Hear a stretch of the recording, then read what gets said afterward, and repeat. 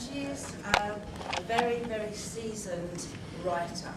Now, presenting your speech is one thing. It has lots of different skills and lots of possibilities, but unless you have the structure and the content, there's nothing there to present. So, the lady that we have this morning has been brought up in Pittsburgh, but although it's very nice in Pittsburgh, she decided to move to Paris. Pittsburgh, Paris. A few more opportunities, beautiful city, and she is a journalist, so she has written professionally for many years. So today she's actually going to take you through a way of structuring your speeches and being able to give you the links to join the parts up together, so you have a good standing. And it makes it a lot easier. So then, presentation skills, thank you very much. Go on, but you've got your basic to work with. So I want you to have a big round of applause, big welcome for Rosemary Burke. She's going to take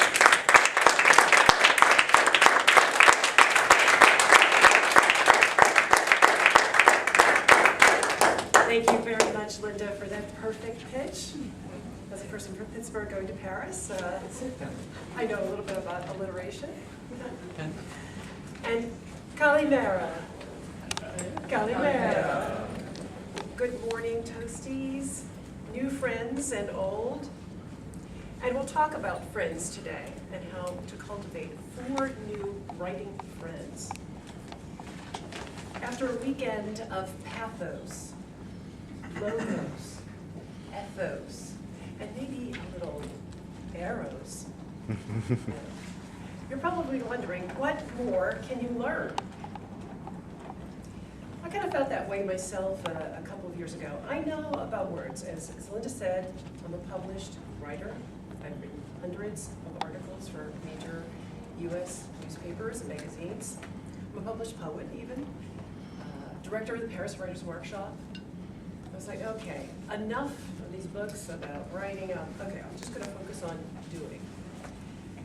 Now I work in a financial services company as an editor and writer, and a financial analyst came to me one day and said, Rose, here's a new technique I just discovered by Betty Sue Flowers. It's really amazing. What do you think? I thought, Betty Sue Flowers? I had my doubts. I was like, well, okay, I'll take a look. I was blown away. The title of her article was Madman, Architect, Carpenter Church. What? Madman? Okay. Well, so I just created this acronym so I could remember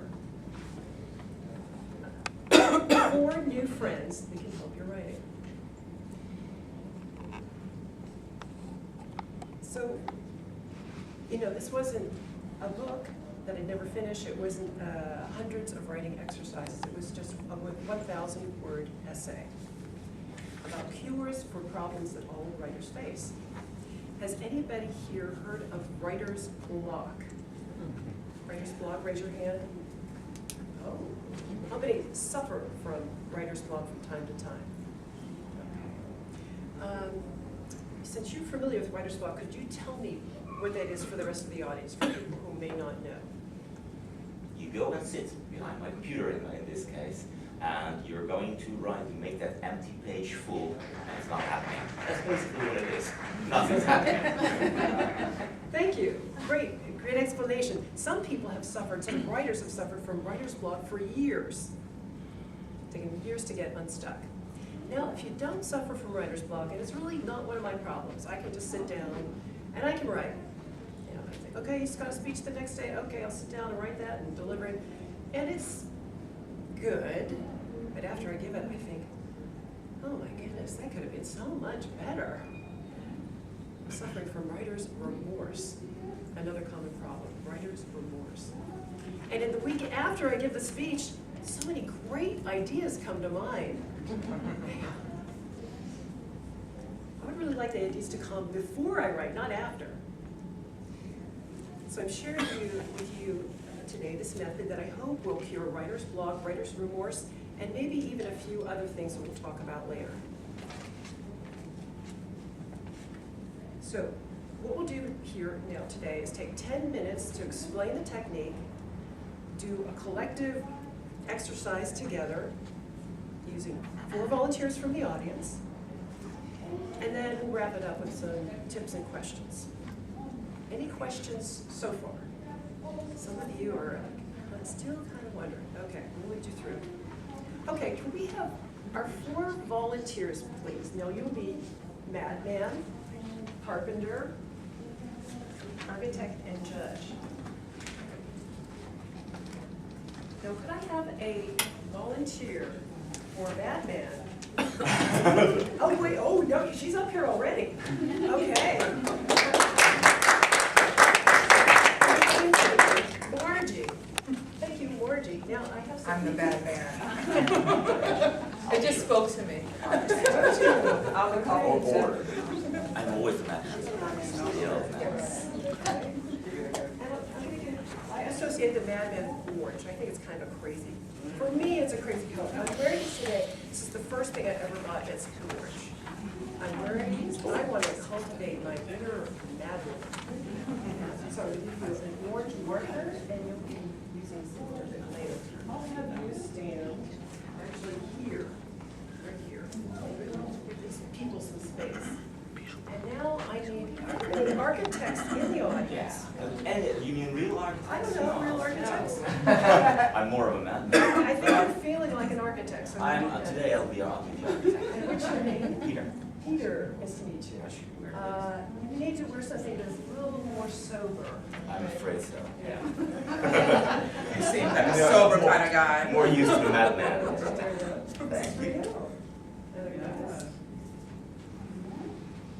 It's great. The architect, I think of architects as being gray, kind of black. Kind of when you're sketching something out with a pencil in gray. That's what I think of architect. There we go. Now, I would like to work, Margie, you need to give these people space and time. We'll learn about this. You stand right here. And now I need a carpenter. Do we have any? Okay, come on. Wow. Okay.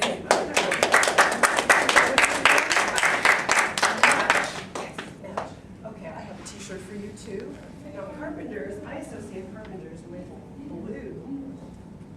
Blue. Here, I'll be wearing blue. Well, I can put it up. I don't know. I brought it when I put it on. Are you strong? Do you have a bit of pulsing? You might have some, because you'll be doing some building here today. And now we need a judge. Okay. You're already wearing black.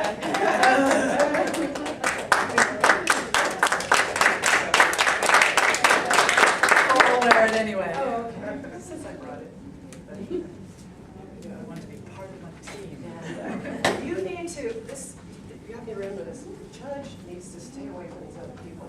Yes, stay away, Judge. You can be toxic. But you'll- Oh my gosh. Okay, so I'm gonna put you here, and I'm still gonna put you here. Okay. Going to me. Don't just send judges, I promise it. Okay. Now I get it. Okay. And we're gonna learn, these 4 people represent the writing process. I said process. We don't want to use that word. It just sounds so technical, and it's not fun at all. Let's call it maybe a writing journey. So when you sit down to write, you can't do everything at once. You have to go one person, one persona at a time. And we're going to learn about each one. These are going to become your new writing best friends forever. Now, it's your turn, mad woman. There's a quote up there I would like you to read, and it should give you an indication of what your job is in this writing journey. Sometimes, if you just stare into the sky, you can think of something. James Burke. So what does that say to you, and what does that say about your role on this writing journey? To come up with the ideas. Exactly. Oh, that's right. And do you need any special tools or skills, or what do you need to come up with ideas? Brain. A brain? Right. A sky. A life? Ooh, there's no sky in here. Ceiling. Ceiling. Yeah. Yeah, Your mad person or your mad woman is your dreamer, your thinker. Imagination. Yeah, imagination. What kind of things do you do to come up with these ideas? You can doodle, you can brainstorm, you can meditate, you can walk, you can talk. You don't have, and actually I suggest you do not sit down in front of a blank screen or in first place. A blank piece of paper. You're already blocking yourself. You're already constraining yourself. Try to do anything else but that in this first stage. Albert Einstein got some of his best ideas daydreaming. He almost lost his job for it. His university professors hated him for it.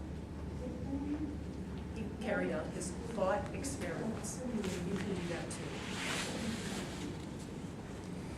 Okay, let's move on to the architect. Here's a quote for you. Could you read that aloud for us? Yes. Architecture in itself conveys this idea of limiting space. It's a limit between the finite and the infinite. Mario Potter. What does this mean for your role in the writing, on the writing journey, do you think? I get my input from the madman. It's everywhere. And I am going to put it in, not in a cubicle, that would be the wrong way, but I'm going to structure it and limit it. Set limitations to it, like the height cannot be over this because that's a structural thing, it'll tumble down if I think about buildings. It should have walls, we can't just have the first floor. So I'm going to bring structure to the ideas. Absolutely right. You got it. You are going to make choices.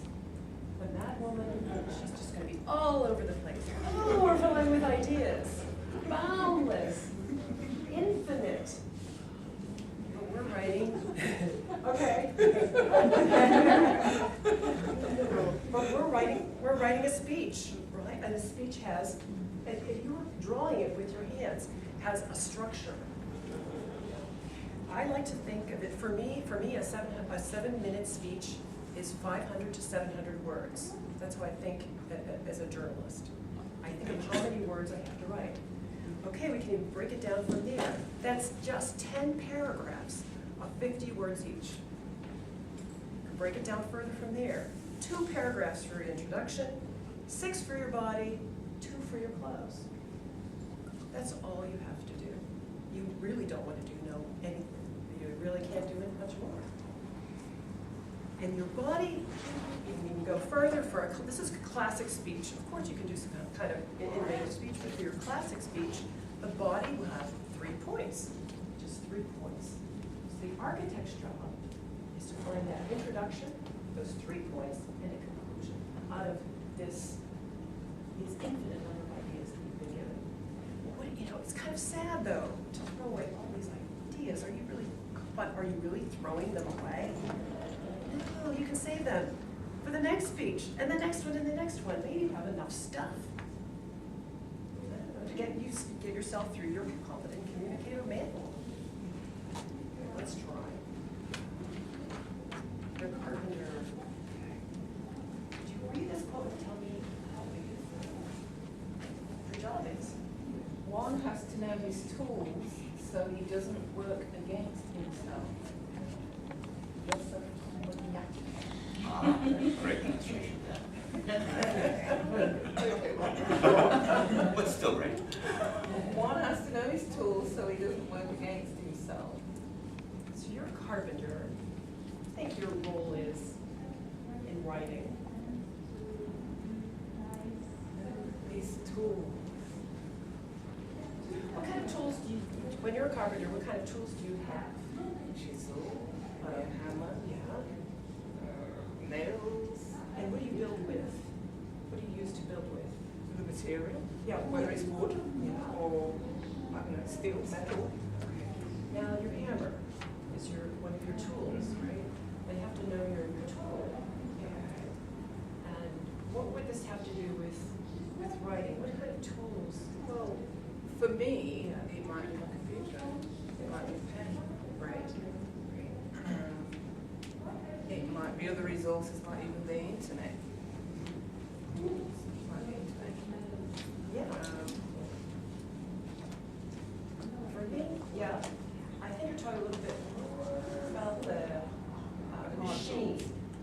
But at the base of it, our tools are words. Right. And nails and glue are grammar. There, I said another dirty word. Right? So it really comes down to that, because you're using words to build sentences, sentences to build paragraphs, paragraphs to build out your speech. So what you do is the architect, you give the design to the carpenter, and the carpenter fills it in with words, punctuation, and a little bit of grammar is glue or mortar. So you have to know a little bit of grammar, unfortunately. But the good news is when you're writing a speech, you should be, I'm going to use an acronym, KISS.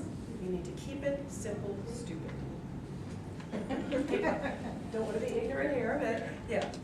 So what I mean by that, most of the sentences in your speech should really be subject, verb, object. Now, as an editor, whenever I see a sentence with more than one comma, I know it's too long. You don't need a lot of grammar. You just need, I think, those 2 tips to get you started in filling out the architect's outline. Fill it in with some simple sentences with great ideas. Thank you. Okay, Judge. A good editor is like tinsel to a Christmas tree. They add the perfect amount of sparkle.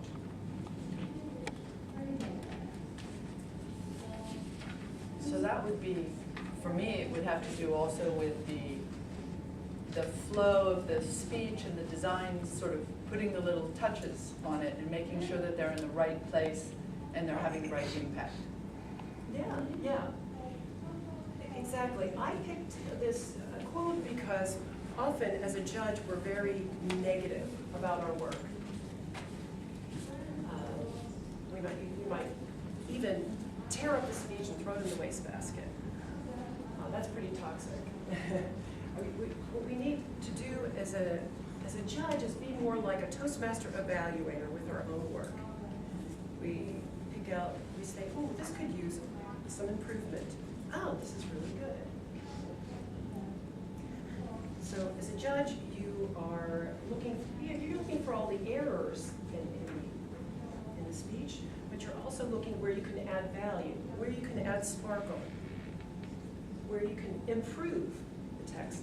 But So that's like also editing. Editing. That was in the, it would just, judges are, I'm an editor, so I'm very judgmental when I read a text, very critical, but I have to watch myself, especially working in a business environment.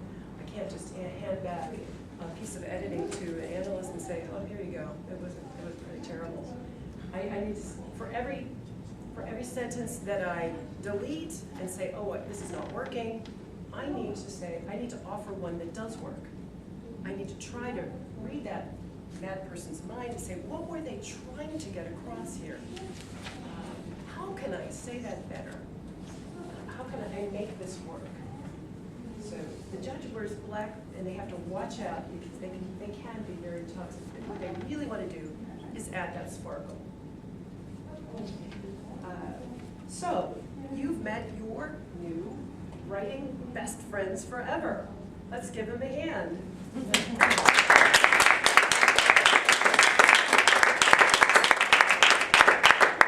going to keep you up here for just a little while longer because we're going to do an exercise together where we're going to actually first. Now, you see this is a linear problem. Yeah. Question. You had Mac -J. So hyphen defines the distance, right? Hey! Oh, I like that. Now it does. I don't know why I put the hyphen there, but yeah, that's the So reason. my question is, what was the distance about? Okay. I'll get there in just the next slide. Because Because what I wanted to say is that these people exist in you. You can cultivate them with some very easy techniques. You don't have to over-engineer this. It's very intuitive. These people do exist within you. The important thing is, the things you do need are time for magic to work. Each of these people needs time and space to work alone. Time allows for what writers call the magic of discovery.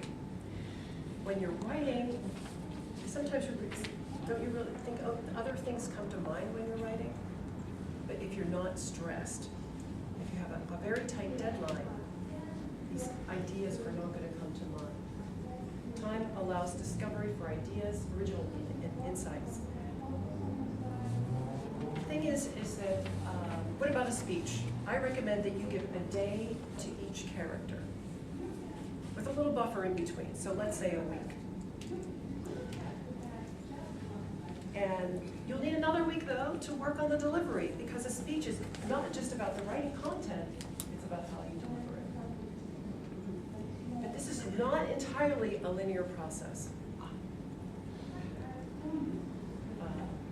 You'll need a little bit of teamwork. The judge might say, ooh, I don't have any material for an introduction. And the judge might say, oh, I have to send this back to the madman for some more ideas.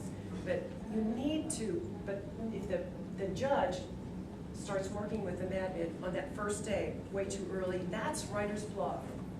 I'm now listening to Miracle Morning for Writers, and they talked about writer's block, and there's actually the scientific evidence now that the judge works in one part of your brain, and the creative process works in another. So if you're trying to do them both at the same time, you're just going to drive yourself nuts. That's called writer's block. So you really want to stay at the other end of the process. But recognize when that judge is entering into the scene and blocking your process. So that's really important. Okay, well, I think we should get started. What we're going to do is, yes? Could you please repeat what you said? This is called writer's block. What was before that? Writer's block is when the judge and the madman lead to it, Are both on. are both on at the same time.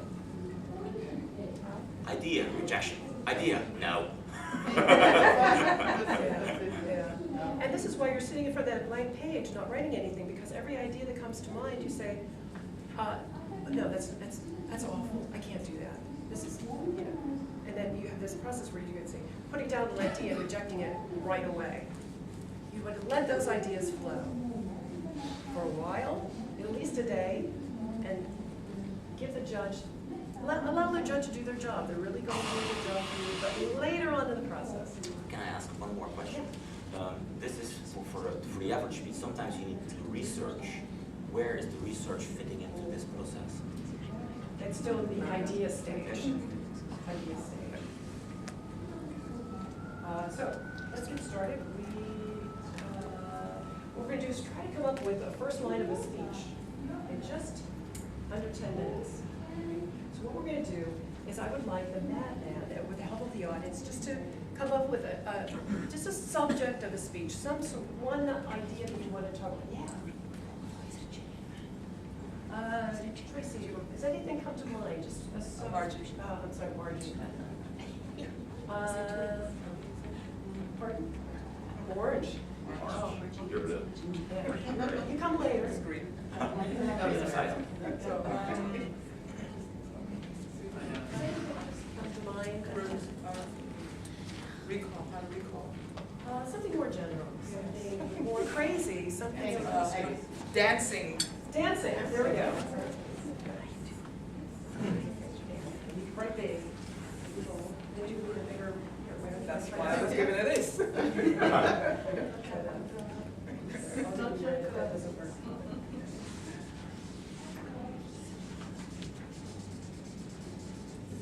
Now the subject, okay, the subject is dancing. It's a very general subject. What kind of ideas come to mind? We're just going to, with dancing. Yeah, what's dancing? Samba. Salsa. There we go. Movies. Yeah, just write it. Oh, here. You want help? Another marker. Another marker? You know what, why don't you use let's use the red. That's just gonna show up better. There we go. One help from the little. You got it. You're on. I should help. Music. Now we're in Greece. Movies. We're in Greece, we're kind of, pardon? How do you spell that? What is it? It's a type of dance. Is it the Greek dance? Kind of like Zorba the Greek, that kind of dance? And I'm not Greek. Pardon? Oh, you're not Greek, okay. Thank you very much.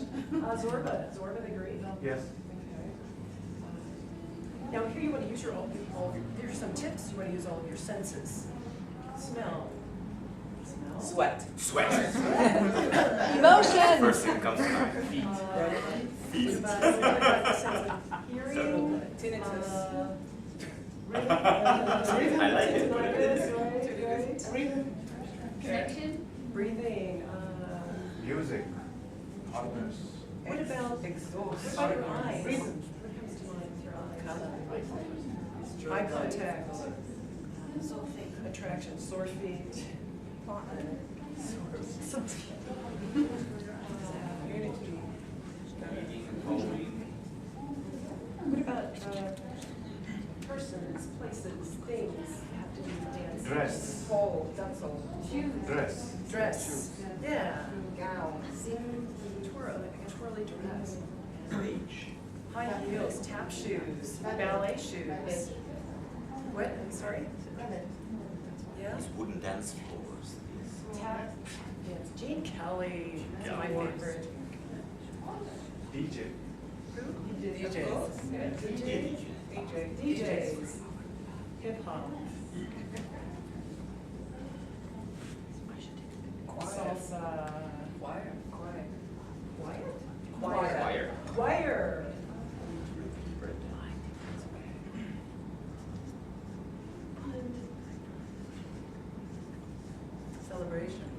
Celebrations. Weddings. Oh, my Greek wedding. Ah.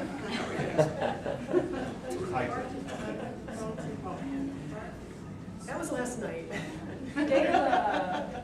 Toastmasters gala. Alcohol. The key ingredient. No, it's an ingredient. An ingredient. Oh, we have something to start with, I think. Okay, maybe. Darkest night. Oh, we're the disco lights. Yeah, Disco lights. Don't do that.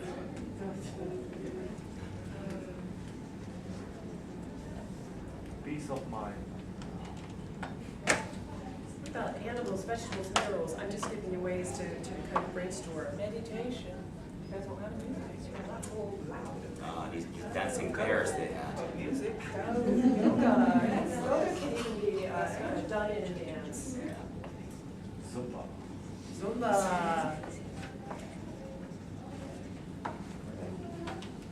Okay, I think we'll probably have to move on. Okay, we're I going would to like have to see some more vegetables though. more vegetables. Diamonds. I was thinking minerals. Diamonds. Sparkle. What's the glitter? Sequins. Thank you. Disco lights, disco balls. Competition. High heels. Pardon? Audience. Audience. You just have people watching the dancers. We want to see exactly. We got all the health and safety. Yeah. Okay, Okay, we're tripping and slipping. Okay, we're gonna have to stop. We're gonna have to put your first constraint on the magnet. We're running out of time, right? Time is. Okay. Let's go to the architect. There's another. That doesn't work. These lines are going to be a little faint, but that's okay because the architect sketches. Now your job is to find, out of all of these ideas, an introduction, an idea for an introduction, 3 points, and a conclusion. But it's not me, it's us, so don't worry. I'm not scared. Oh, that's true. Introduction, well, just start, since we're here, a great introduction is introducing the local locations, maybe something with Greek maybe. Yeah. Do you want to circle that? Yeah, it says Greek dance. On the right. Right. With this one? And what about the 3 points for the body? I'd say unity, they're all together, holding arms. Let's do that. Unity.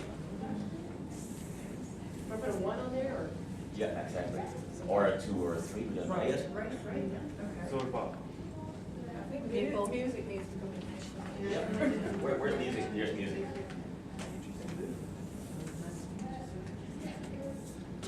No. There we go. We got the most important ones. We hope. Belly dance. It's not bad. It's interesting, you have unity, movement, music. Okay, we can work with that, I think. Unity is more of a global concept, movement and music are more kind of parts of the dance. So we kind of want to make the 3 points a bit parallel in structure, so. You can see unity as the unity between the people who are dancing on the dance floor. Okay. Like that, you have them at the same level. That's what I meant, but that's why I said they hold hands and they're together and they lock arms like this. Sequence dancing. Okay. Solved. Okay. Conclusion. Yeah, conclusion. Harmony. Energy. Ooh, harmony, energy. Bottom left. Bottom No left. tap shoes. Breathing. Harmony. Oh, harmony. Yeah, that might work. Well, Peace of mind. we do need to let the judge do Exactly. her work at the end, so. At this point, we think we can constrain to harmony.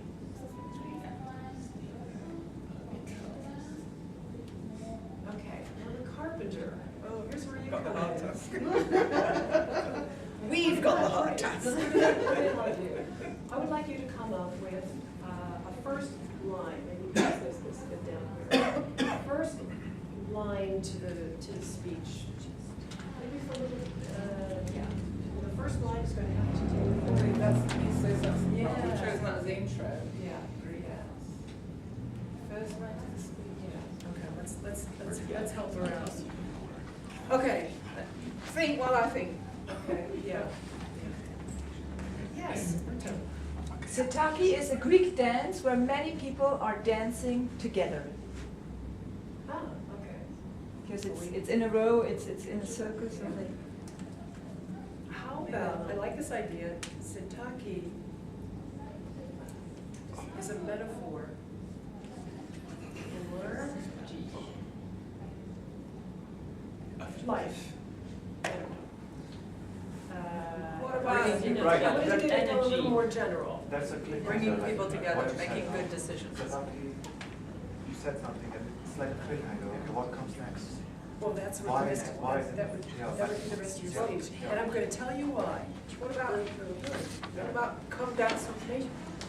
Ah, I like That's that. Kentucky. I was Come thinking dance more with me, like, and then go into that.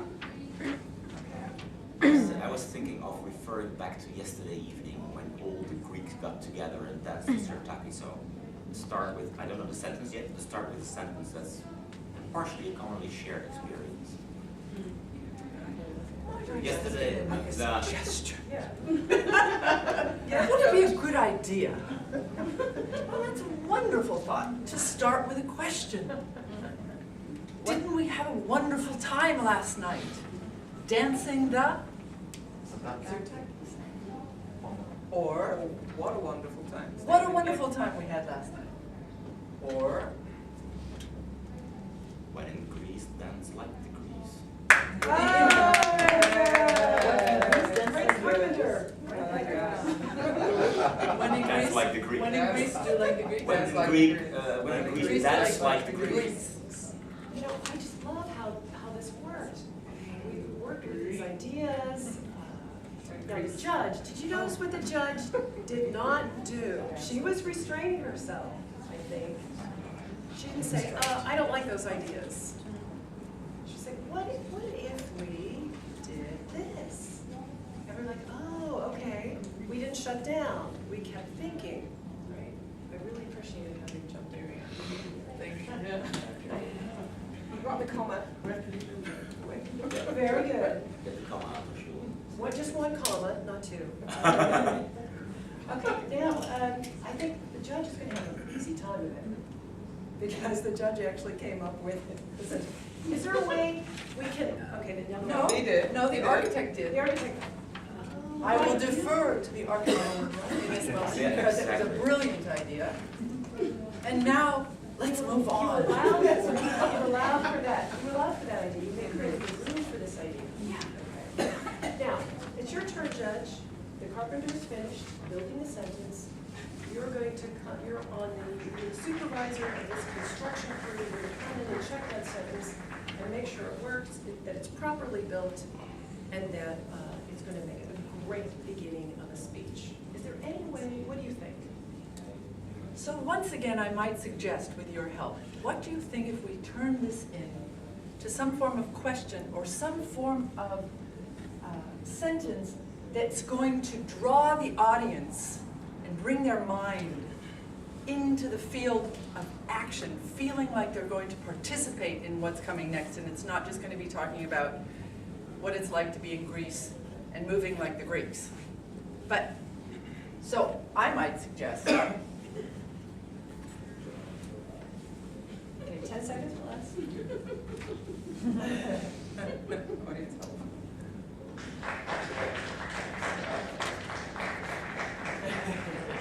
help, please? Thank you. I have a question and I need your feedback on it. What about something that really zooms out? Like, what to you, how would you define synergy? Can we zoom out totally and then come back in? How would you define, how do you define synergy? And then, But our focus is really on Greek dancing. Okay. but isn't Greek dancing going to be the illustration of it? You are a good idea, but right now we have to work with this sentence because that we have to respect the process. If it didn't work at all, I might send it back. I think Agree, we're we're missing missing a You. field. But we're missing a feel to I'm this. It's thinking too formal. the Greeks dance like the Greeks. Have you been to Greece? And then we Have go you into- danced like a Greek? Okay, what I'm saying is this is a good first draft sentence. I would go with this and I would write the Maybe there's rest of, nothing to change. I would write the rest of the draft, write the conclusion, And kick it out. and then revise it. And then. I mean, the judge can endorse it. You don't have to change it. I'd like to change it. Okay. It's the nature of the beast. You guys did a great job. Thank you Thank very you. much.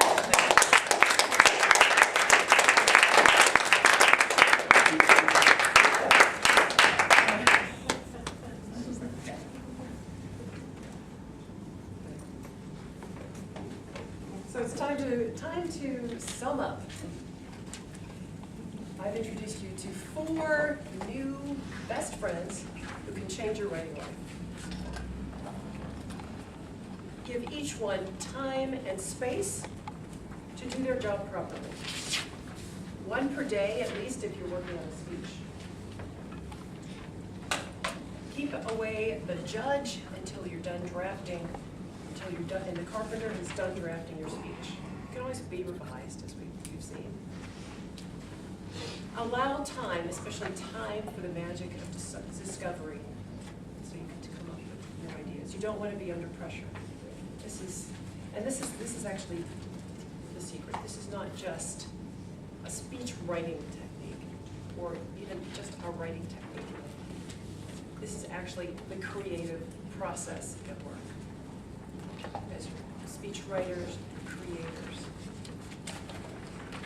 give yourself that time and space that you need. So this is the famous call to action. What I want you to do is, you have a handout, take that handout home, and the next time you work on a speech, use it. And tell me how it goes. I'd like to hear your feedback. It's really changed my writing life, and I hope it can change yours. Any questions before we end? If not, I'll hand, yes? Of course.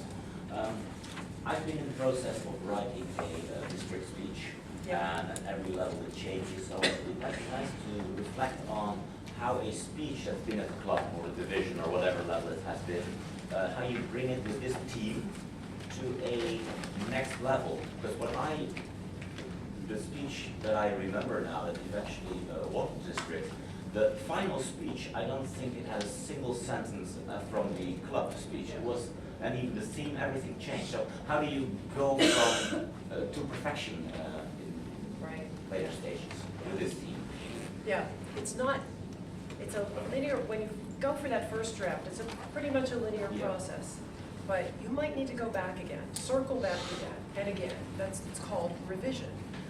And as a journalist, I revise incessantly to come to a great end product. I send it back to the madman to get more ideas. And those ideas might come from maybe a coach who listens to your speech. They might come from people in the audience who give you feedback. So use all of these ideas to incorporate again into your next draft of the speech that the carpenter's going to write. But you have to keep these people separate, or you kind of start to get it. I don't. You probably had this. You think, oh, I have so many ideas for this speech. I don't know what to do. You somehow have to sort them all out. You have maybe a sheet where you capture all this feedback. That's the madman part. And then the architect says, oh, well, I like this one. I'm not quite sure about this one. I like this one. I'm going to incorporate it into the next draft. Give it to the carpenter. They do the next draft of the speech. And then the judge makes some refinements. You give the speech again, get more ideas, and start the process. Start the writing discovery again. So yes, many revisions might be involved in a competition speech. I didn't have these roles, but that would be not one day for each role. In some cases, they would alternate within an hour. It would all happen. Was I going too fast? Was I being inefficient there? Or? Yeah, actually, that can be inefficient. It can be more efficient if you give each persona time to work. If you don't have a week, you can try to give each person a couple of hours, each persona a couple of hours to work.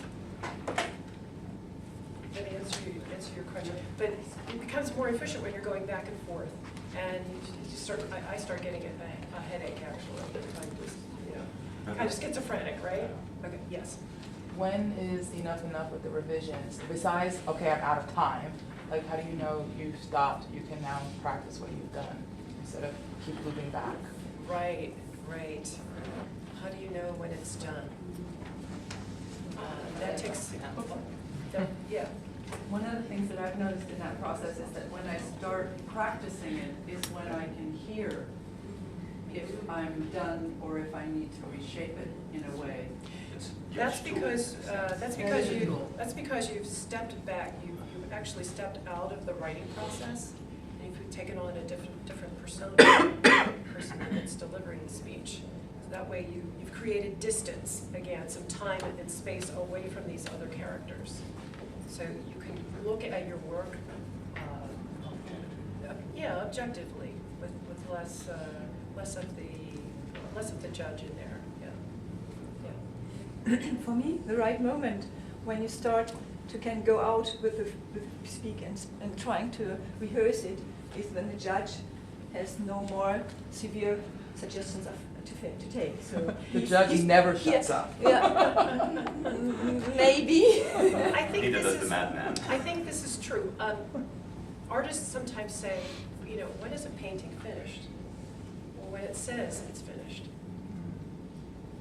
Your speech will tell you when it's finished. You do the best you can do, and you'll know. However, some painters keep going. They don't know when to stop and create a mess. That will also become apparent. Yeah. That's what I was just thinking. You can sometimes refine, and you end up changing the whole thing from what it started out being. Yeah. And I think that might be an indication of when. That's too much of what character. at work. The When judge? you refine and refine until there's The nothing carpenter? left. Pardon? The judge? The judge, yeah. You gotta know when to stop, yeah. Yeah. When looking at this and the 6 hats method, do you use one for specific things and the other one for others? Are they similar enough that it's a personal choice? Are they totally different in your opinion? I'm not familiar with that one, but I'd like to learn more. I like this technique because I think it's intuitive and Okay. easy, and something I can do without having a book or, you know, it's just, like I said, a very simple process and very intuitive. And I think that's probably it for questions, so thank you very much.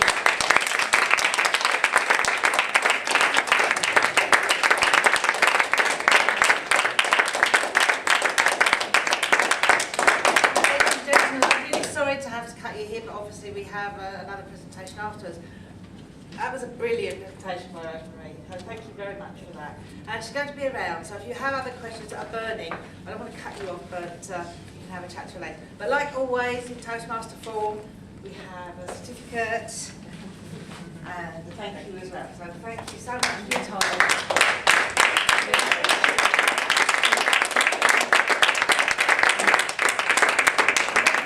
It's been a wonderful meeting that we had today. Enjoy the rest of your conference and safe journey home. So we'll be leaving soon today. Thank you. Nice.